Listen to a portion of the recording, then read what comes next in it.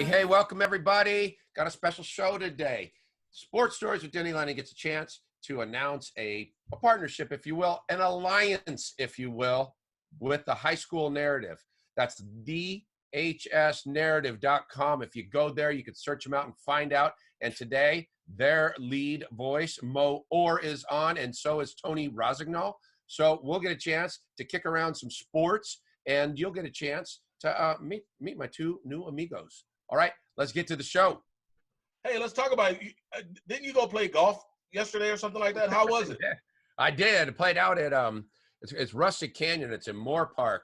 But what was besides shooting a 45 on the back, that's bragging for me, Mo. That's right. Besides that, really got an opportunity to hang out with some Loyola Marymount basketball players from days gone by, and their new coach, Stan Johnson. And really impressed by Stan Johnson. I think you and I both have talked to plenty of coaches. We kind of know what the coach speak is, especially when you're coming in to a new position. Yeah. And, you know, they want to institute their philosophy, their culture, and so forth. But I've been particularly impressed after interviewing Stan and then meeting him in person yesterday. He really does seem like a committed coach that's really going to get after it. He's got an interesting background, and I'm looking forward to seeing what he can do up the hill. They're right up the hill from me. I'm not, but maybe 2 or 3 miles from Loyola Marymount University. So it'll be fun to watch him build that program. That's awesome. Could he play golf? I mean, I know he can probably coach, but can he play some golf? Is the question. He's all right. He's all right. He's no Denny Lennon, but he's okay. Yeah. Hey man, I'm really excited that we're able to collaborate and basically do a crossover in between shows, you know, which is really cool, man. And you know, I want my listeners to understand who you are and what you're doing. So kind of let's talk about your show, Sports Stories, and how it got started, and kind of tell our viewers a little bit about it. Yeah, absolutely. So, you know, going back, you know, I'm like 55, but I got involved in sports when I was real young. And because when I was playing, you know, junior college basketball, I tore up my leg. I had to get to work and get some work done. So once I started doing that, I was young. I was like 19 when I was an athletic director at a Catholic school. And from there, just being a coach, administrator, then wasn't a few years later that I didn't start developing the sport of beach volleyball for the Amateur Athletic Union. Juniors didn't have a place to play. They used to have to play in adult tournaments, right? So we started that. That started with 32 kids. That's grown into a massive, you know, national program now. And between that arc, we also, when I was young, we started something called the Venice Backyard Championships. It was a pretty cool volleyball tournament. There was in a series of backyards in Venice, 5 backyards, 3 front yards, 1,000 people descend. And we found a way to put that on the air because through that I was identified as apparently I can talk. So the Women's Pro Volleyball Association picked me up, and I started traveling and announcing women's pro volleyball around the country. So if you add all those things together, they gave me a lot of like experiences in sports, both coaching, administrating, announcing, all that kind of stuff. And so that just one thing led to another. And so I got towards the end of being a high school athletic director recently.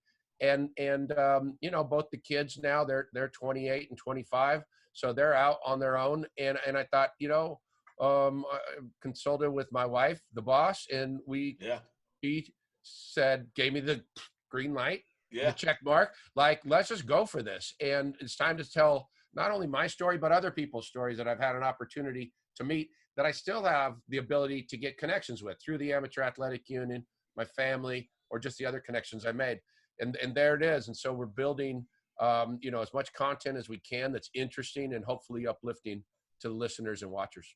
Yeah, man, it's some really good stuff, and we'll touch on Norm Bass because I know you just did was it a 5-part series?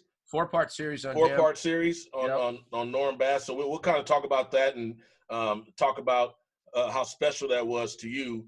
But first, you know, I see you have the AAU banner back there. Talk about your relationship that you have with them and where it came from. I heard you talk about the volleyball part of it, but talk to how they're supporting you.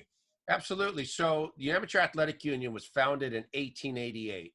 It's like this venerable organization that's been around since that time, right? It was founded to codify rules for amateur athletics. So, Right. you have places like the New York Athletic Club, Philadelphia Athletic Club, all of these athletic clubs that existed. And so they wanted to find a way to make the rules standardized. And that's what they did. And they found that it went well beyond their own members of those athletic clubs to this groundswell of people that wanted to get involved in sports. That wasn't commonplace in 19th century America, let alone early 20th century America. People really didn't recreate and play sports all that much, and the AAU filled that void.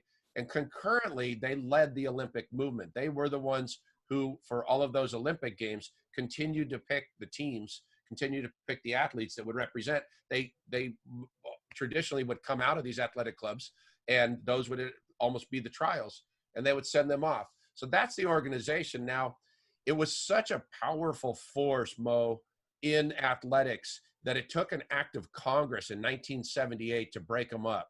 And it was called the Amateur Sports Act. And it said that they were in effect a monopoly over amateur sports, that they had to either dial it back and become in effect a youth sport organization, or to just pick one sport. And so they dialed it back. And it wasn't long after that, they formed a relationship with Disney. And that's how they launched onto Disney property. That's where the Orlando, the headquarters moved to Orlando. Yeah. That's what that is now. And so you get me coming around about 1994 range. At the time, I was announcing women's pro beach volleyball. A buddy of mine that I coached against in Catholic school ball was an official. And it kind of flipped me out. I was like, dude, Gino, you know how to officiate beach volleyball? He's like, yeah. He goes, I understand you know how to run a tournament. I do AAU baseball. Let's start AAU beach volleyball. We did. Nobody would give us a beach. The only beach we could get was Cabrillo Beach in San Pedro. Not exactly a beach volleyball paradise, but it's what we could get. We built a few courts, had 32 kids on the beach. To this day now, from that one group of 32 kids, I don't even know how many kids are playing now. 100,000, 200,000. I'm not sure. They play in all 50 states. 40 of those states come to our Junior Olympics and our national championships. Everybody's operating. There's high school beach volleyball. There's collegiate beach volleyball. And, of course, there's Olympics. So it's really grown a lot from that one day at Cabrillo Beach. Hey, Denny, what I'm gonna say real quick, Tony, is ain't that a beach? You know what I'm saying? Go ahead, Tony. Hey, Denny, talk about the comparisons between the coast AAUIs in basketball. Let's just talk about basketball for 1 second. Sure. The stronghold that they have on the East Coast compared to me, the West Coast basketball, when you look at it, there's a million Chiefs and no good Indians, and everybody wants to be in charge, as compared to the quality tournaments they have in most sports on the east side of the Mississippi. Yeah, I guess it is interesting how it regionalizes out, and it is interesting what the accepted norm is in certain areas. So also, I mean, the fact of the matter is AAU used to be everything. It used to run all of amateur basketball, and that was, the grounds. And now with the sneaker wars having, started to evolve, they all have their own leagues. There's mom and pop organizations, but there's still, AAU still gets the term, it's called AAU basketball. Anybody who talks about it, it's like calling a soda a Coke. It's like it's a brand that goes across. So it's interesting that that's happening out west. For whatever reason, that disintegration, breaking apart, seemed to happen a little sooner than it did in a more traditional area on the East Coast. But we still had our Compton Magic, the Izzy All Stars. There's just still those clubs that are out this way. In fact, Tony, I don't know if you saw recently the release of Man-Child. It's the story of Shea Cotton. That's right.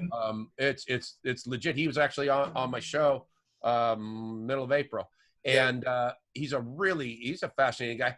And interestingly enough, he came up through Peck Park in San Pedro. That's where he first started. But Shea talked about that's all there was AAU basketball that you got to play in and hopefully go towards their nationals. So it was a better brand of U18 basketball because it was, and I get all the people that were involved, and whether it's Adidas or or however that was working with Nike. I get all that, but ultimately, I mean, and we watched Demetrius Walker. It was a very similar problem with what he had. I mean, when you look at it, though, Southern California basketball is still a mecca, but it just seems so disorganized compared to how it could be as compared to AEU in New England and other parts of the South. Yeah, and that makes sense. I think there's tradition, it's been happening more on the East Coast for a long time, and there was a little more scattered out here. But I will say, to the AU's credit, is they now, within the last 5 years, have opened an office. It's a West Coast office. My boy Stan Quash, he's out here. He came from the home office in Orlando to operate that. Gino Grajeda oversees it so that there's actually a structure in place. And then we have an operator out this way. His name's Matt Williams, who, based, although in Nevada, has the floors, courts, and the like, so that we can start to get in those convention centers and start hopefully rebuild the brand. It just comes at a time when, Under Armour, Adidas, and Nike have all found the value in starting their own leagues. Yeah, and what I see is that you talk about the there's so much structure back east with AAU versus there's so many different other opportunities out here on the West Coast that it's just sporadic. And I think that's a good idea for them to come out here and set up camp to be able to put their foundation back on the West Coast. But there's an underlying problem, though, too. The best part of AEU is the adult screening. Correct. And I'm telling you right now, I get all the other leagues, and I get the Nike, and I get this. But for the West Coast, there's only one way to monitor the people who are coaching, and that's our people who are going through the NCAA. Yeah. There is no, I mean, and it lays in the weeds, and nobody talks about it. But the reality is, we create a huge problem for our kids when we don't screen our coaches. And it's something that the AAU, we had an opportunity to work with them a couple times. Zero tolerance. Everybody gets screened. You have to stay current. You fingerprint. You do the whole thing. And it's a great thing for our athletes, both male and female, to make sure that they aren't preyed upon, which I got to give the AAU, they did a great job at it. Absolutely, Tony. I'm glad you recognize that, because we know, ultimately all of us that either coach or administer sports, our number one job is the safety of our athletes. And then from there, we build upon that, because with that safety comes the ability to really build character, to build great athletes. And so that safety is ultimate. And, the other thing I think gets caught up sometimes is people sometimes can only remember what they know of AAU. Sure. Oh, AAU is more than a track organization. Didn't know that. Some people think it just runs basketball, but it's 40 sports and close to 1 million members that are playing underneath that shield. And so when you think of, there's a lot of narratives out there. Oh, the parents are out of control. Youth sports is out of control, whatever it might be. But you think about it, they're giving 1 million kids across the country an opportunity to do something positive and form some relationships that they'll value the rest of their life. I mean, it's that to me makes them, a great organization. In a safe environment. And a safe environment. Yeah, you can clean up the stereotypes of whether parents out of control. You can clean that all up, but I think it's a great structure. So that's awesome. Yeah, the great majority of people are behaving the right way. The great majority of the athletes aren't going to play necessarily in college or the pros, and they're just enjoying their time, having that opportunity. And that's what's happening is a great majority of them are getting a really good value out of it. Awesome. I know we're gonna have to go to break in a second, Tony. Okay, we'll go to break, and then we'll come back and talk about your relationship with East Bay. Of course, Norm Bass, and then the Pink Cat that stands on the sand nice. For volleyball. So nice. We're here with Sports Stories host Denny Lennon. Don't go anywhere. We'll be right back.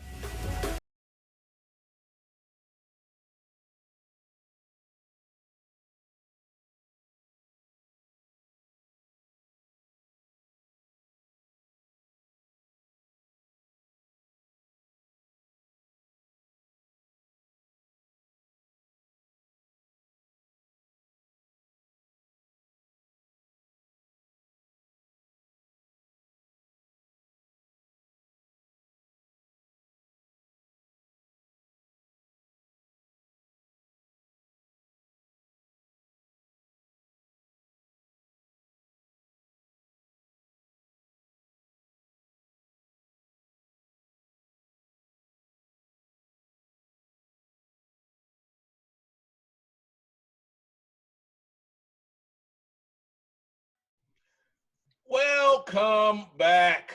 Welcome back. Look, I hope you had a time to go to the bathroom, grab some popcorn, do whatever you do during the break, right? Look, we're still here with Sports Stories host Denny Lennon.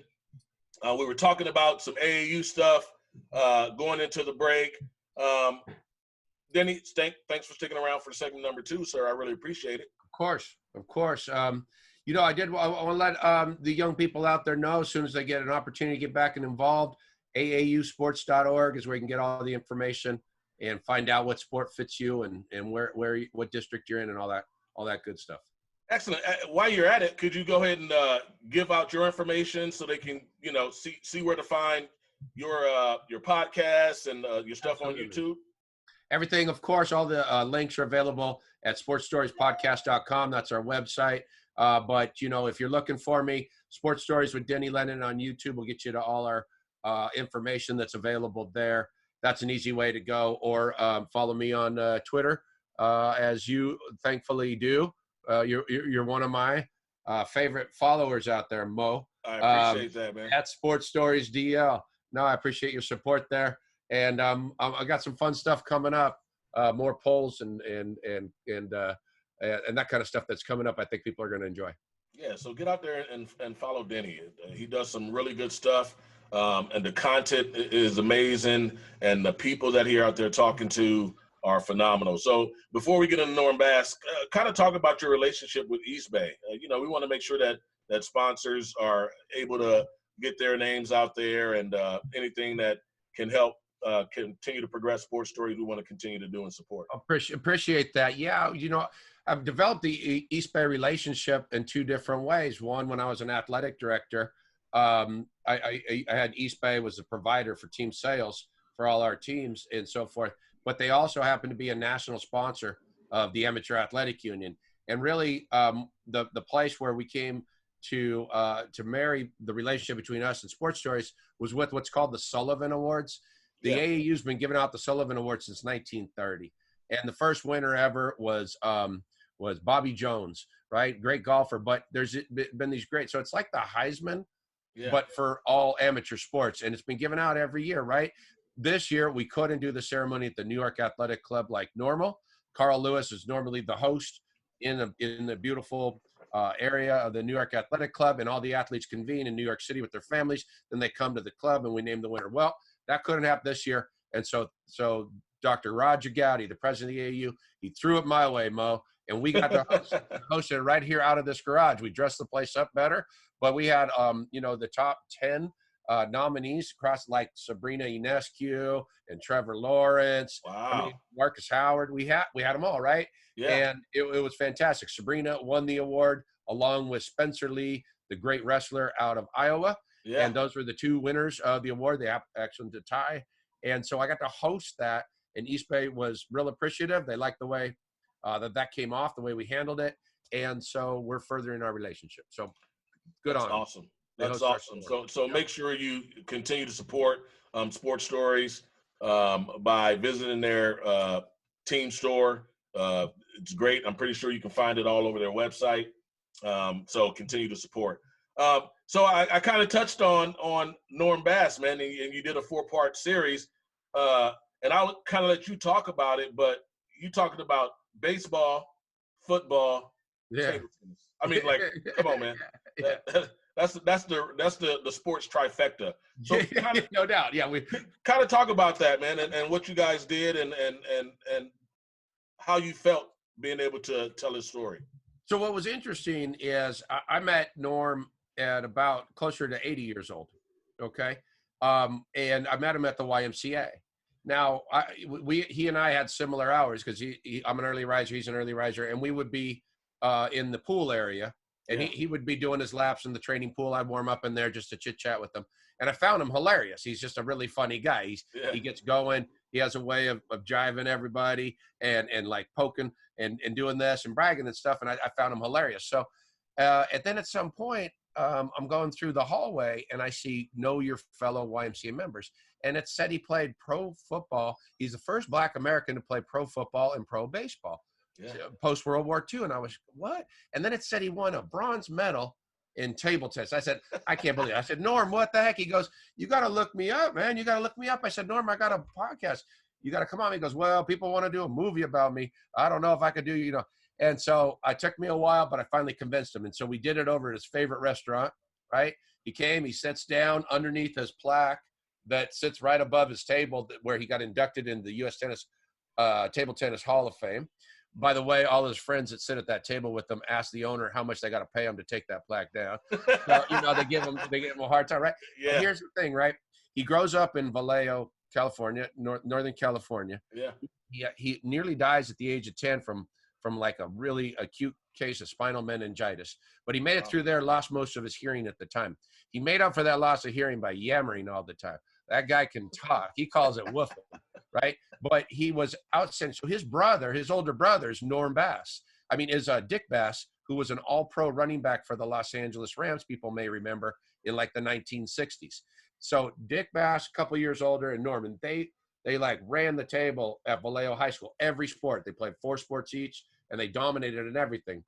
Norm was really good in all kinds of sports, but he came down for what was then the North-South Shrine game in football. Yeah, I remember that. Dominated, right?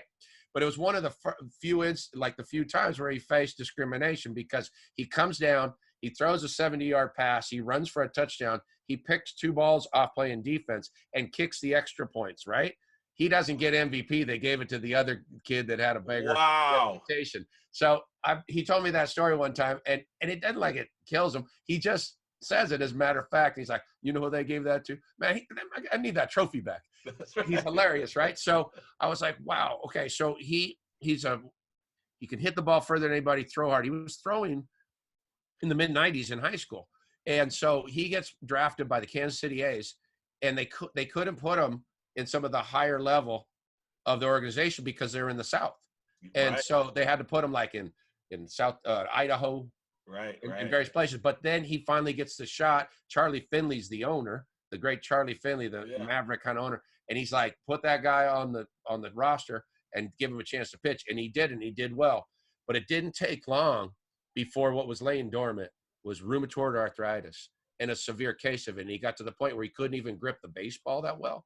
Right. And they started to scale him back. So he decides, I'm out of this. I'm going to go try out for the Denver Broncos.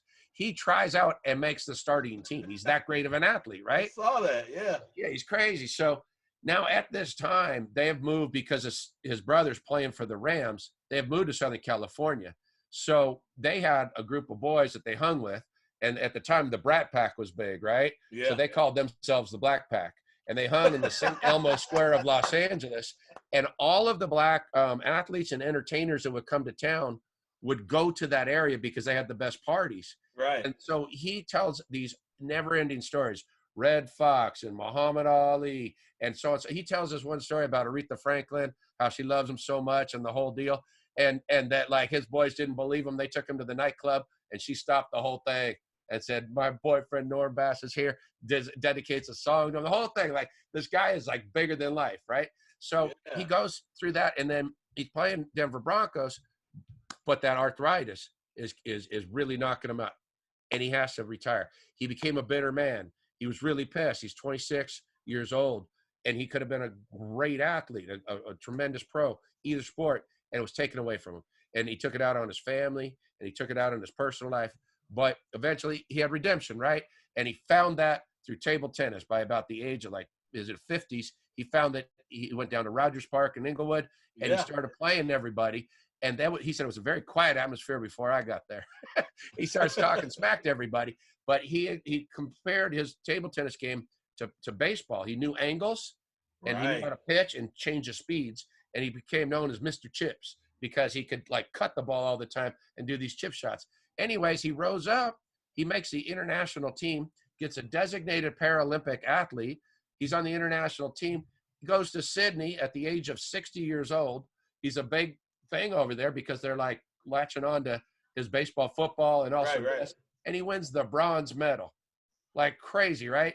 And he comes back, and the next time we pick him up, he's talking to President Clinton about winning, and President Clinton wants to meet him because he knows who he is. Right. And it's like a Forrest Gump kind of story. It's like crazy. That is like a Forrest Gump story. I told the story.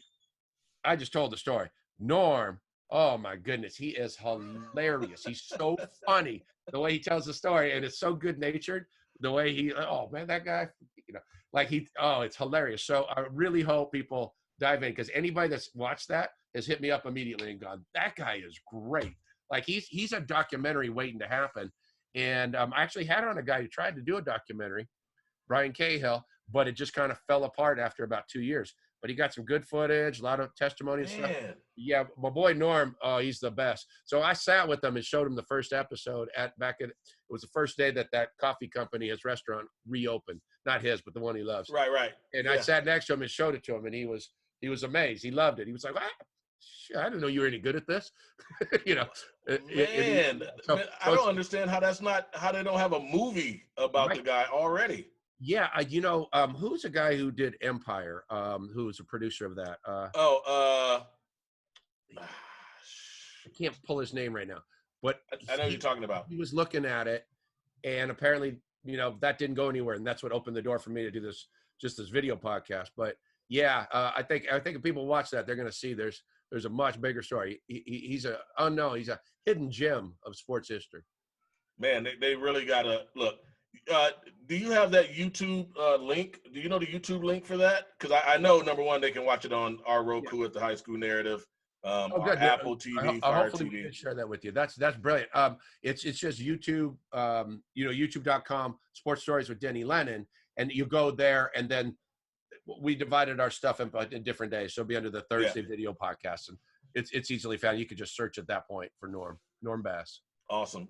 Listen, make sure you guys go and watch it. If you can't get it there and you having problems, of course, go to Apple and Roku, Fire TV, search the High School Narrative. Exactly. We have it located under Denny's tab. So that is awesome, man. I can't believe that they haven't even, because you know what? It's the Black Forrest Gump, man. It is. It's crazy. You can hear the stories. Cassius Clay comes to he's Cassius Clay at the time, but he comes and the only reason he came is because Norm's teaching this one woman how to play poker, right? He's teaching her how to play poker, and she said, "Man, there's only one person I know who talks as much as you." It's this guy Cassius Clay, and he didn't even know who he was at the time. But when Cassius Clay came and played, all of those boys, they played with their guns on the table. Like that. And Cassius Clay was like, wait a second. All that yammering, that stopped. He stopped talking. He didn't know. Boy, we had that guy so scared. He got out of there after 2 games. I was like, what's going on here? Like, this is crazy, right? I know. You tell stories like that about everybody. And you said he was like, it's kind of just matter of fact. He just kind of throws the name out there. Yeah. He finished the story. You said Cassius Clay, right? You know that's Muhammad Ali. You know what I'm saying? Like, that's a big deal, right? And he goes, I saw him later. I told him, hey, remember when I took your money? That kind of stuff, like, right? You should see when he saw President Clinton, he walked up and he said, hey, you got to show me the Oval Office. I want to see where it went down. And immediately the Secret Service came in. The Secret Service is like this, and Clinton goes, me and you are going to talk later. That's awesome. Like this is a guy he's met all of these people, and he's the star because he's hilarious, And he's also got this background. So he's fun business, that guy. That's awesome, man. That's awesome. And look, you talk to so many different people, and the topics and the stuff that you talk about when it comes to their lives is amazing. I know that you're about to do a 5-part series. Doesn't it start today? Today's Thursday, right? What's today? Today is Thursday, so that would start today. It starts today. Yep. Mr. Pink Hat himself. We call it a Karai July, and that's the great Karch Karai, and there's 5. Luckily, there's 5 Thursdays in the month, so we're gonna put it out each Thursday. But for those who don't know, in effect, Karch Karai would be compared with the Michael Jordan or a Tiger Woods or just the greatest of their sport. There's no argument really that he's not the greatest volleyball player of all time, and right now he happens to be one of the great coaches in the world as our U.S. Women's national team head coach. And yeah, it's for those that didn't live through it in the 80s and 90s, Karch was everything. Like, he was so good. 84 Olympic gold, 88 Olympic gold, and that was an indoor. Yeah. And then he followed that up with a 96 Olympic beach volleyball medal when that became an official sport. But in between, he's got more beach. He won 148 tournaments on the beach, which makes him the #1 beach player of all time. He's also the #1 indoor player of all time. And that, you know, he's unbelievable. Here's Mo, something interesting, right? His father was from Hungary, and his father was a doctor in Hungary. But this is prior, about 1955 range, and this is when the Soviet occupation started to happen in Hungary.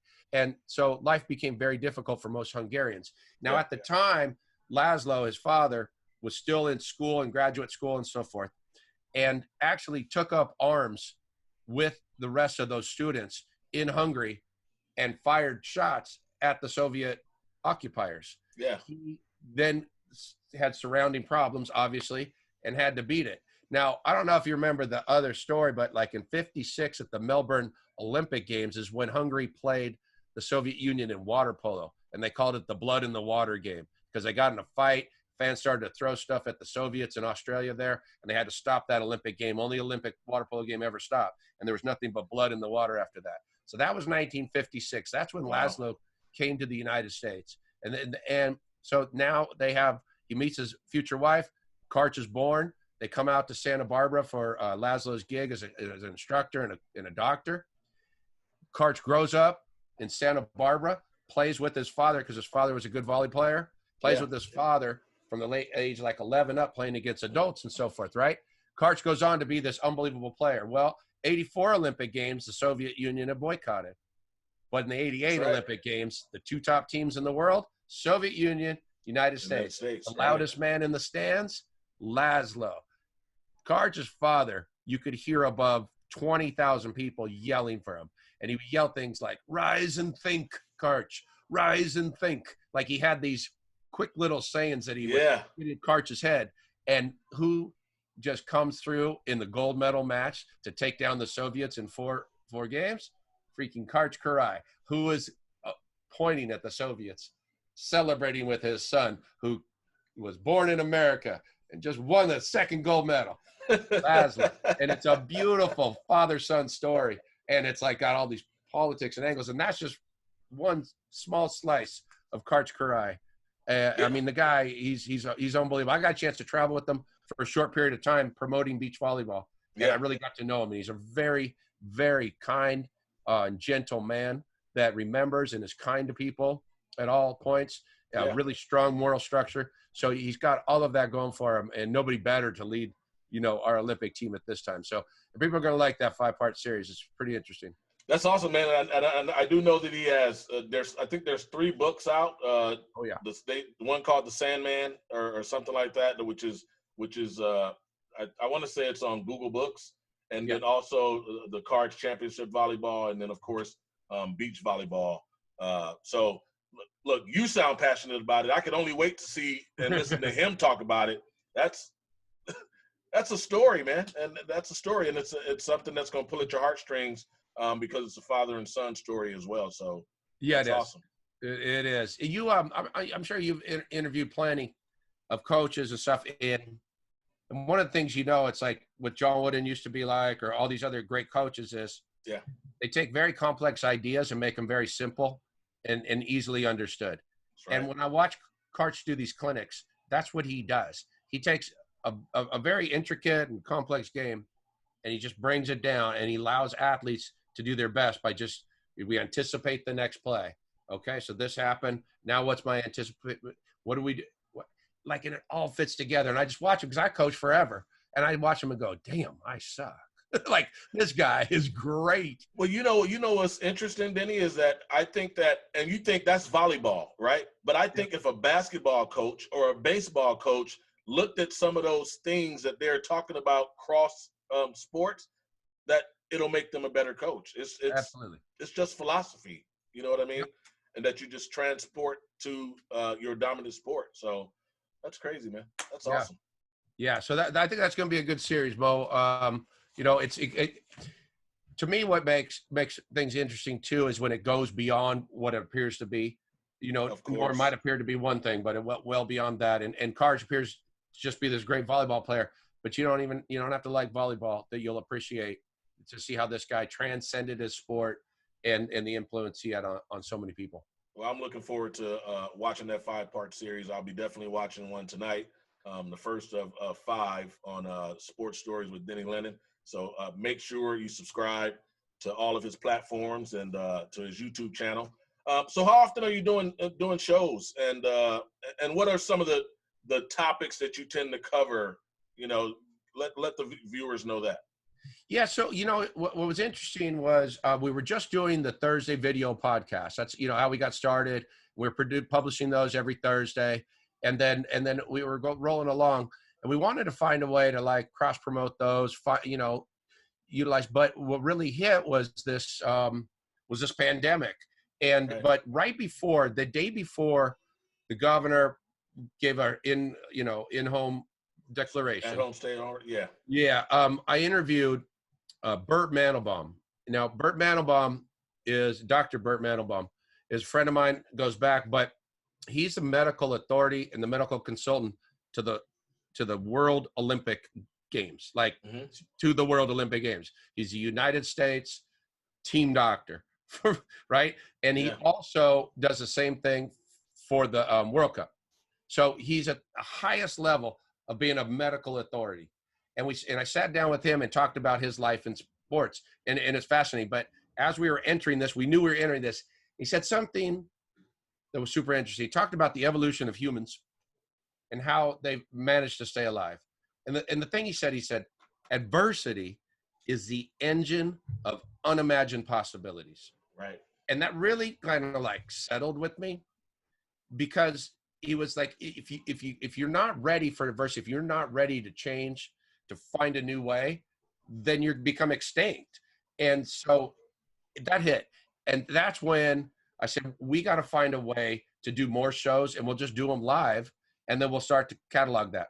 Right. And that was what was the engine drove us in there. So we started on a Monday show where we call that like sports storytellers. That's either authors or documentarians come on talking a long form about what they're pushing. Tuesday, it remembers that Venice Backyard Championship volleyball tournament back then. That one's kind of goofy because it's me and my cousins, and we're remembering something very specific, but it actually got a lot of traction because people love that. It reminded them of those days in their life. Yeah, that's great. Right? Wednesdays was high school to Olympians. So the Wednesdays tended to be anybody standing out in high school all the way up to Olympic. We put the Sullivan Awards on a Wednesday show, and that's the highest pinnacle we could go there. But that's what Wednesday was. Thursday, we knew we dropped our video podcast, and then Friday was kind of like, I loved growing up the Tonight Show. I always felt like such an adult watching that, and Johnny I always Carson. tripped out. Right, I always tripped out how the guests would come out, and he would talk to them, and then they would just move a seat down and they'd hang out. Yeah, that's right. Right. Pretty soon there'd be like 3 people, and Ed would still laugh. And so I said, I kind of want to create something like that.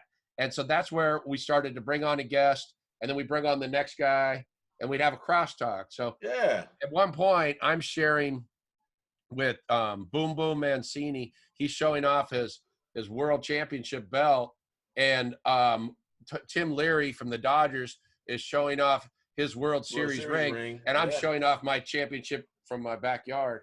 Right?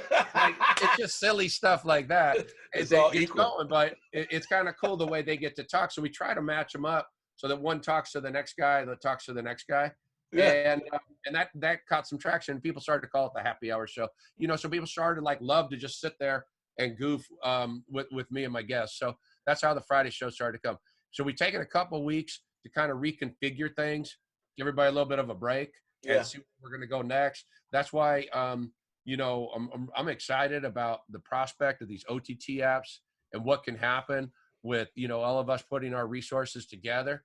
I think there could be something significant, and we want to take a look at the best way to distribute with the content that we do have, and we can still build. So Jerry West is coming on the show within 2 weeks. He's gonna talk what's going on. I'm pretty pumped on that one. That should be a good one, man. That should be a good one. I can't wait to put that on our platform as well. That should do all right. So we got that, and that's good, man. Hey, so because I know we got a couple more minutes and stuff like that, man. But there was 2 people I want to talk about that are very important to you. As I shift gears real quick, let's talk about your uncle Jimmy Lennon, and then also your cousin Jimmy Lennon Jr. They're very famous ring announcers. They are. That's come on, man. How do you get started in ring announcing? What do you do in order to become a ring announcer? Do you know? Tell me a story or something. Well, I will. My grandfather, I never knew him. He died when my dad was like 14. My grandfather in 1910, this guy by the name of Thomas Ince, he worked directly for Louis B. Mayer. He goes through Minnesota. He identifies him at the St. Paul Pioneer Press as a good writer. He goes, he meets him. He thinks he's a good character. He says, hey, why don't you come out and promote silent films out in Los Angeles for this movie company? He packs up the kids and he goes. Now, that family had 7 boys and a girl. From those 8 came 64, and I have 64 cousins. I'm towards the bottom. Towards the top is the Lennon sisters, right?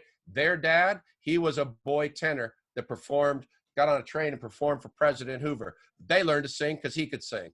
My Uncle Jim, the boxing announcer, he could talk like no man alive. He could brag like no man alive, right?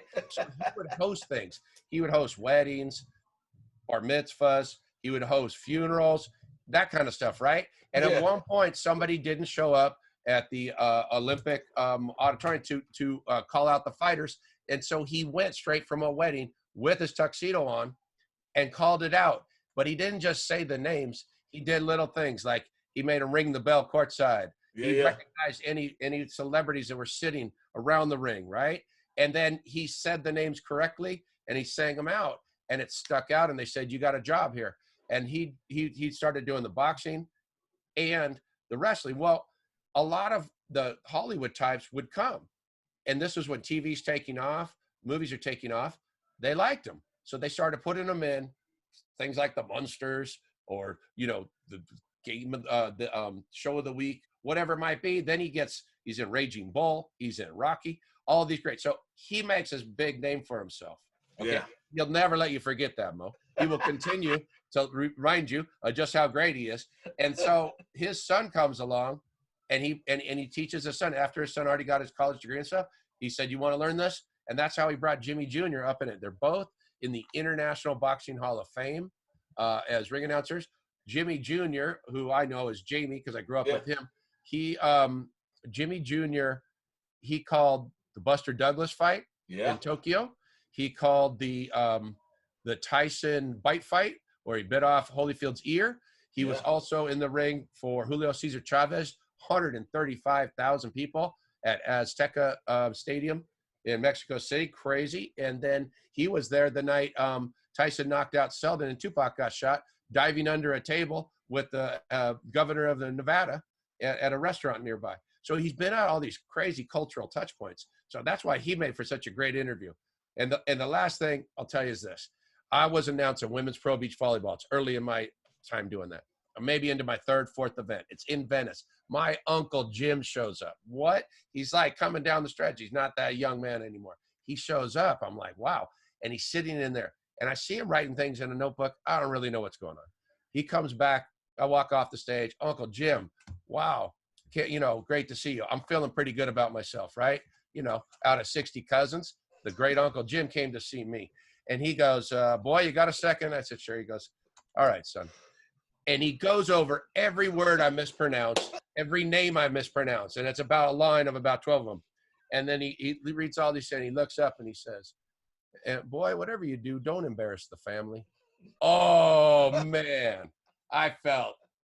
But nothing ever made me better, right? That's right. That's right. Nothing ever made me better. He was honest. Everybody else was going, oh, Denny, this is great. You're announcing. He was honest. He was like, that's not how we do it. Right? Yeah. So, from my Uncle Jim to the Lennon sisters, I got my cousins that are a pretty popular band. People, they just learn to do things the right way because it's a family thing, right? And the family takes pride in it. And so, boy, I learned a lesson from that one. That's so funny. That's funny you said that he was writing something down. I knew where it was going. I'm like, he about to give you some notes, buddy. On your night, he gonna give you some notes, man. He used to tell the Hispanic fighters how their name would be pronounced. They come up and they would say like, hello, Mr. Lennon, I'm Cesar Chavez. He goes, it's Cesar Chavez, like he would tell them how their name's pronounced. But look, I know I saw they did a tribute to Jimmy Sr. It was 8-count boxing something like that. They did a tribute, which was awesome. I kind of watched that. And then I also watched Junior talk about the Pacquiao and Mayweather fight. Yeah, that one was nuts because he had to announce that with Bruce Buffer. With Bruce Buffer. Rumble, because each fighter was like, no, I want my guy. Yeah. Yeah. That's cool, man. That's really cool, man. So you said something about 64 cousins, right?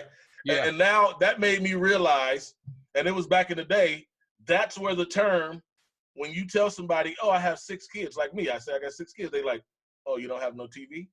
No, I don't have I always say it's good. Well, Catholic, Catholic, a lot of drinking, no birth control. These things happen. These things happen. That's funny, man. Man, this has been fun. It's been a fun show, man. It's been awesome. Some great stories. Look, and I know you're sitting there listening and going, what the hell are they talking about? Well, I'll tell you, you can go on and watch on YouTube, Sports Stories with Denny Lennon. You see how passionate he is about this right now. You can only imagine on his show with those guests. It's phenomenal. Denny, I really want to thank you for coming on the show and joining me here on Talk to Talk and doing this cross show. It's been a lot of fun, man. I really appreciate you, man. Absolutely. It's my pleasure. And I appreciate you guys, your support. Hopefully we can really bring a lot more great stories to everybody, all of us together, right? I think we will, man. Look, so I thank you to Denny. Listen, hey, thank you for taking some time out of your day to listen to my annoying voice. Yes, I added another annoying voice. Denny was with me today. So look, please join me next time, where my goal is to make you smile, make you cry, and or make you laugh. But if neither of those things happen, my goal is to educate and inspire. My podcast will cover any and everything from high school education, high school athletics, all things around our adolescents, and all topics that can educate the community. I will continue to interview educators, athletic directors, and people that want to make a difference and impact your lives. My hope is to share my passion for education, high school extracurricular activities, and higher learning. We will continue to cover topics that will further our educators, build our community around education, and topics that may save a life or stop the bullying.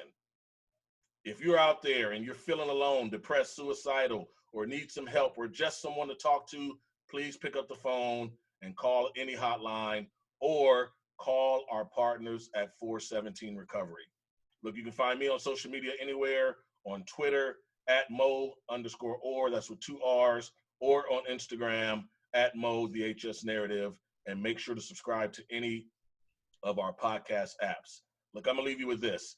Take some time and do something nice for someone else. In turn, someone will do something nice for you. Stand up for those that may be weak and be a voice for change. Stay motivated. And yes, pun intended. And remember, when adversity comes, look it straight in the eye and say, I'm strong, I'm loved, and I will overcome you. So I gotta go. You have been watching and listening to Talk the Talk with Mo Orr. For Tony and Denny, I am Mo. Until next time, I'm out. Be the voice of change. Conquer, to me, means that girls can do anything. Conquer means not giving up. To me, conquering is not just the big things, but the little things. It's okay to dominate in whatever sport you're playing. Don't take no for an answer and go out there to mow everybody down. You can't let anything get in your way. Baseball's a man's game. Bullshit. The women's national team, I feel, has a lot to conquer in the next few years. Oh, yeah. One being winning the Women's World Cup. Representing women's baseball, not just in international competition, but in the broader baseball community. That's what conquering is about.